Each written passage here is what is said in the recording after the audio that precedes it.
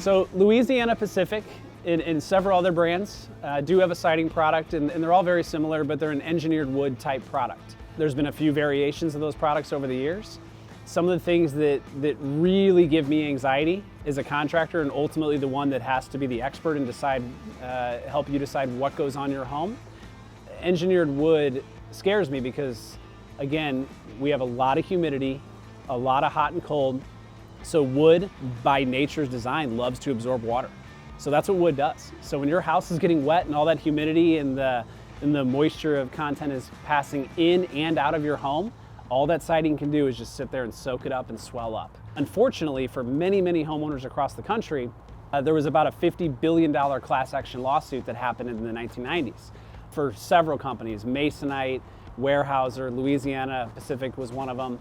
And so because of the failure, it was essentially pressed paper and they glue it together and they put a laminate cover on it. So if you've ever thought about like a laminate countertop, you've probably seen where it's got a very hard surface to it. I mean, you can bang on it and nothing happens, but if you've ever looked at a laminate countertop, right about where the dishwasher is, where that humidity's coming up and you start to see that separation, that's exactly what happens with engineered siding products.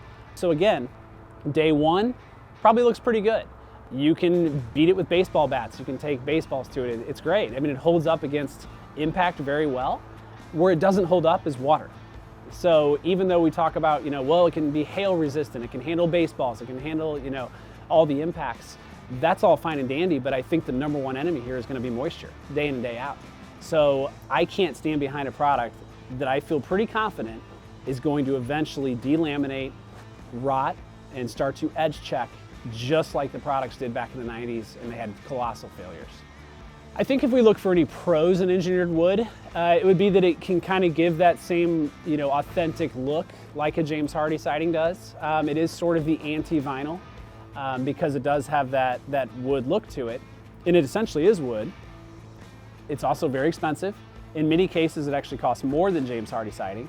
The return on investment has not been proven with these products because, again, they've had to reformulate a handful of times over the years, ever since their big failures.